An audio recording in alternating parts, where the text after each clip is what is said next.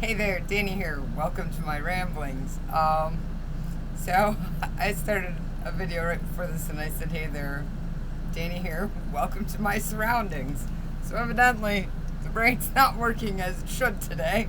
So just bear with me as we go through this. Um,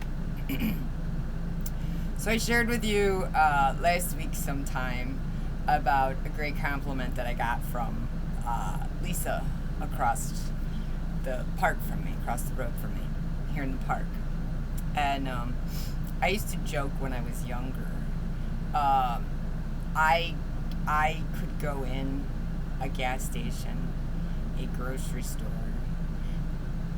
Literally, I could go in anywhere, and strangers, complete strangers that I've never seen before, or spoke with before, or knew anybody that they knew, would come up to me or would be standing next to me in line or near me, and then they'd start a conversation with me. And I don't shy away from conversations. I'm a very outgoing person, and you never know what you're going to learn from somebody. But I used to joke because within a 5-10 minute span of just meeting this person and talking with them for a very short period of time, I'd get some really intense life stories or problems. And I used to joke with friends and family, do I have a sign on my forehead that says, if you have a problem, please come tell me? And I used to joke about it. It's happened pretty much all of my adult life. I didn't quite understand why. As I've learned to love myself and find my authentic self, that's the energy. That's the energy that I put off into the world around me. And I must come across to somebody that I'm willing to listen to your problems. Which I am. I don't have a problem listening to somebody's problems.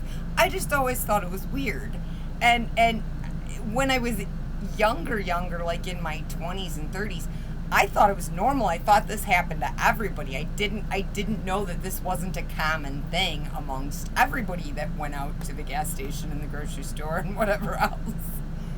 And then once I started realizing, wait a minute, this isn't normal, mainly as my children grew up and I'd have their friends and them with me, or I'd be out with their parents or whatever, and we'd be in public and these things would happen, people would be like, does that happen to you often? And I'm like, all the time.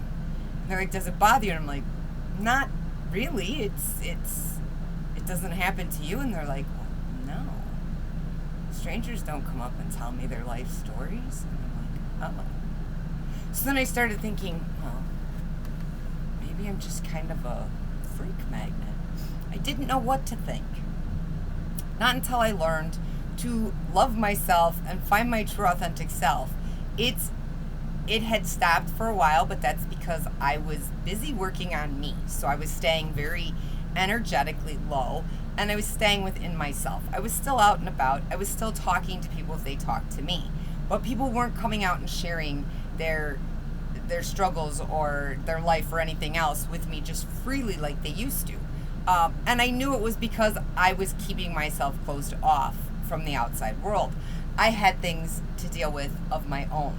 And in order to get to loving myself and finding my true authentic self, that required me to essentially stay within so I could look at myself 100%.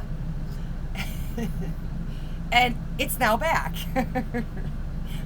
The ability of total strangers giving me their life story is back. So today, I have my treatments, my therapies every Monday, Wednesday, and Friday. And I still don't have a car, so the doctor's office provides courtesy transportation. So they send me a lift.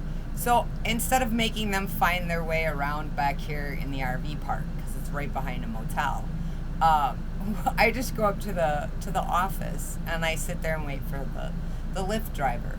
Well, I go up there mainly because it's the walking is good for me, and I enjoy seeing the people that work up there. I've made friends with a lot of them.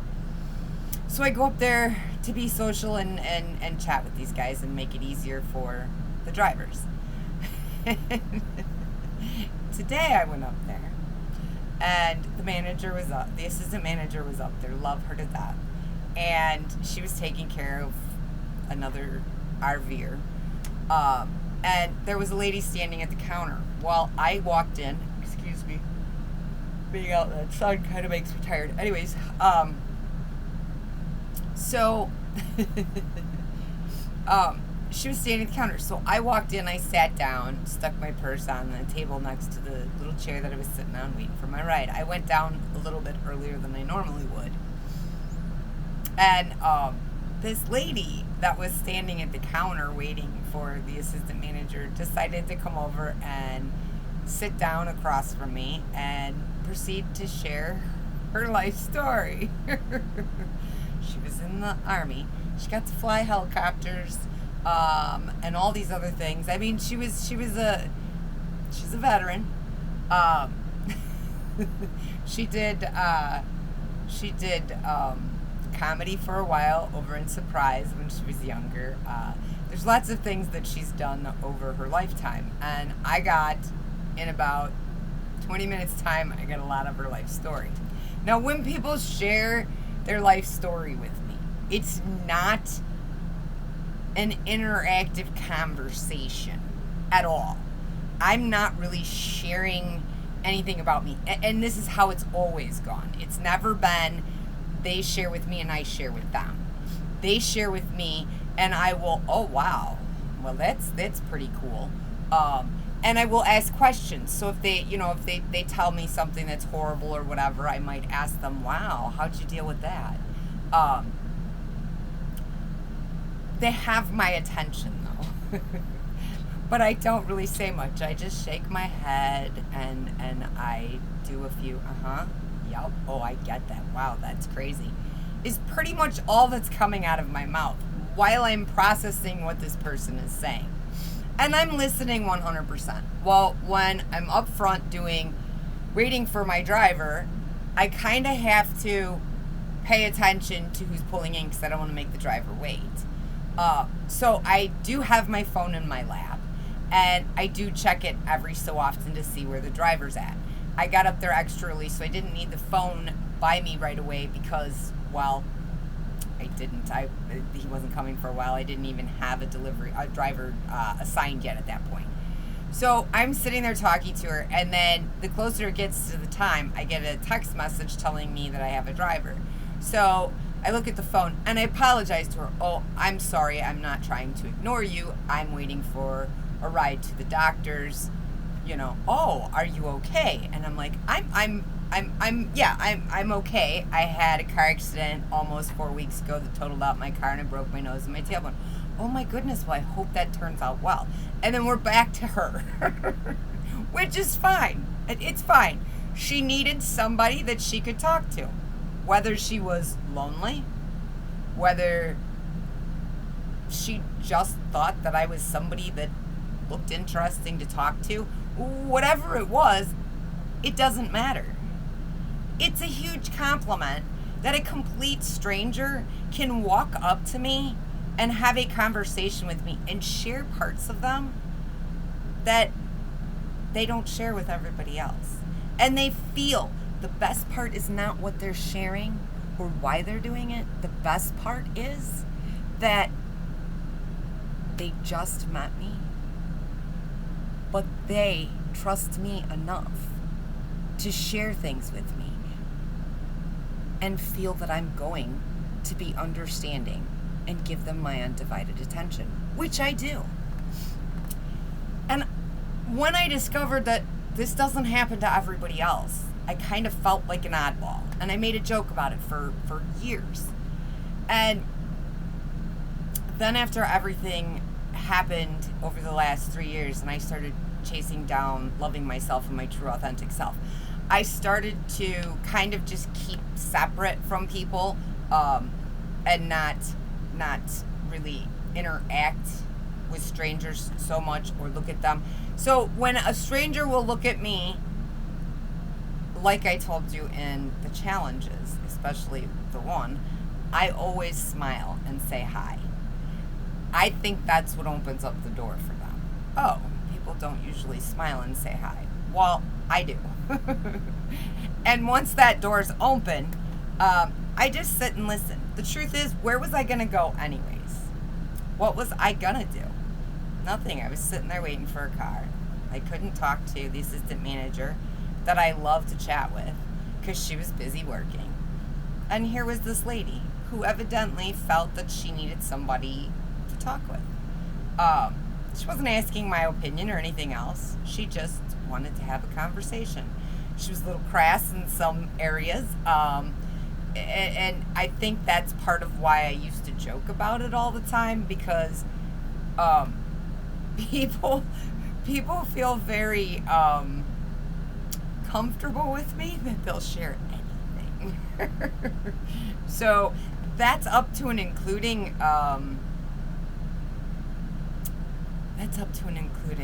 sex and dirty jokes and bad things that they've had happen to them. Things that most people wouldn't share with a complete stranger, they share with me. And I don't look at them in horror or anything. Sometimes when they're talking about some things, I'm just thinking, okay, well, that's a little bit much for me to know, but evidently you're comfortable with me knowing it. And this is done in public. This is not done in a private setting where there are no other people around. There are plenty of other people around the area that can hear exactly what we're saying. Okay. But I used to, for a while, take it as a curse. And it can be at times, because sometimes you hear things that you definitely do not want to hear from some people that are really, really strange. Majority of the time, it's not horrible. It's whatever.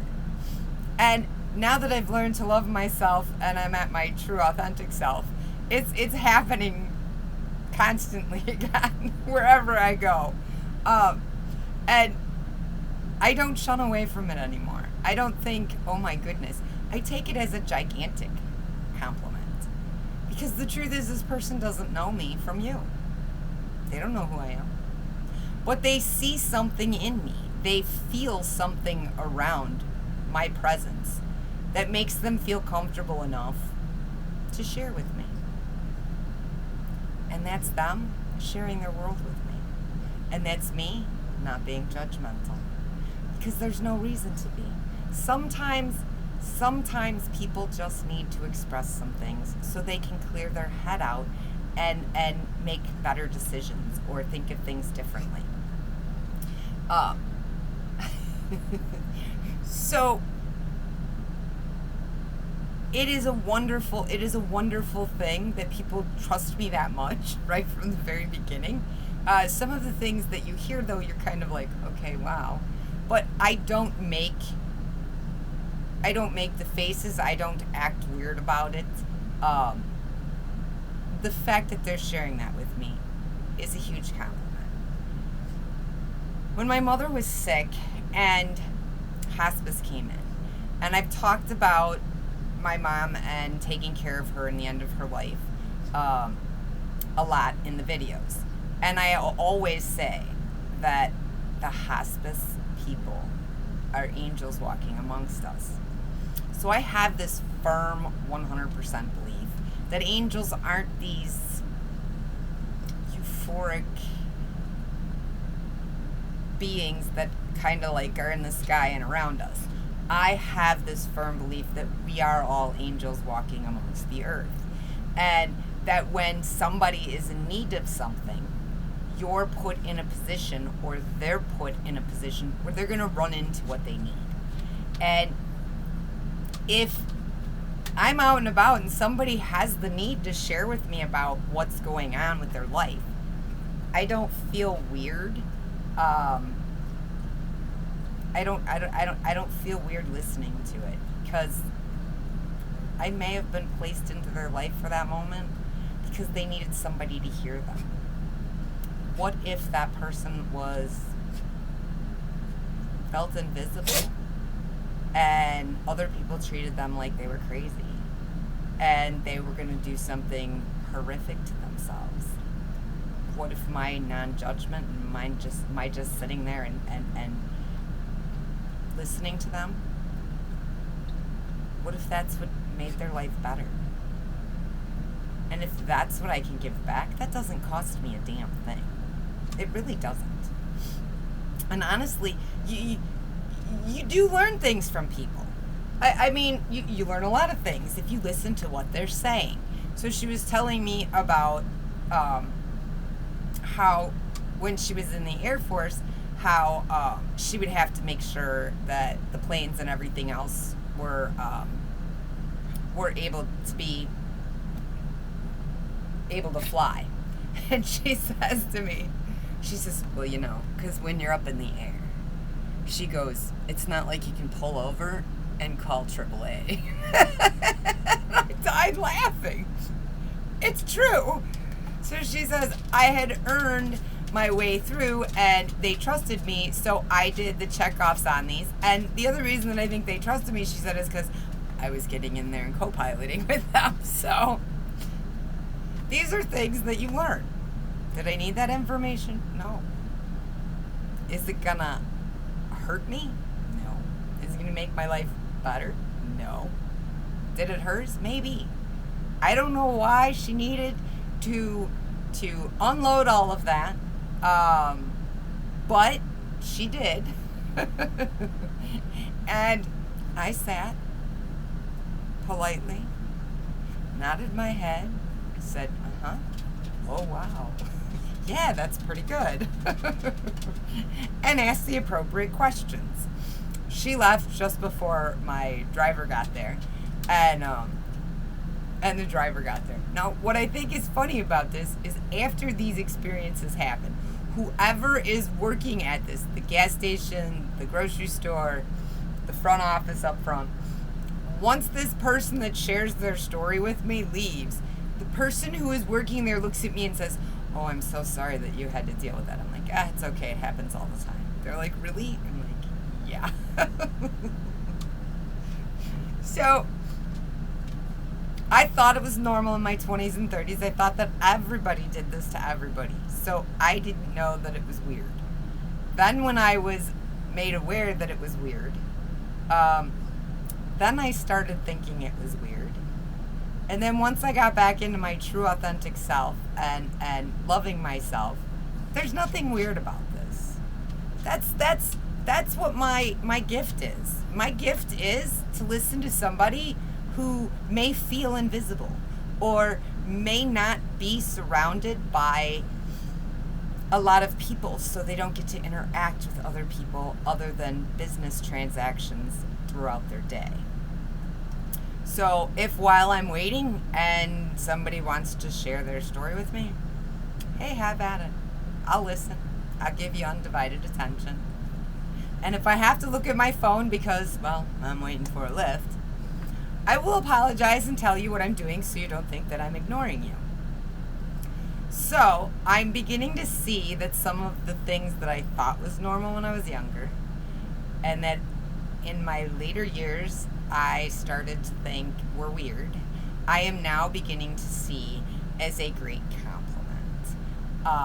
So if you're out and about and a stranger decides to tell you things, listen. You may be the only person that's listened to them in a while. Maybe they have a crappy home life to go to. Who knows what's going on? And you don't need to know. You just have to be of service. And sometimes that means just listening. That's it. Nothing more. So, when you are walking out and about and you feel compelled to say hi to somebody, say hi. You might be somebody that's saving a life just by saying hi and sharing your smile. So I'm going to make up the list of the challenges. I'm going to post it here in the community section, And then I will have a main video that I will pin that talks about all of the challenges, so you can continue to go. Because the truth is, those challenges are going to open you up to the world outside of you. And they're going to level you up, because you're going to see a lot of nice people, and you're going to see that majority of people are pretty fond of saying hi and smiling back at you. You'll also find that as you start to energetically level up, that you're going to hear some crazy stories. They need to tell somebody. You don't have to hold on to it. You just be there. You listen. You nod. You tell them, oh yeah. Ask the appropriate questions. And move along. You don't have to stay. You don't have to take any time out of your day. You're waiting in the line at the gas station. You're waiting in the line at the grocery store. You're waiting like I was for my ride.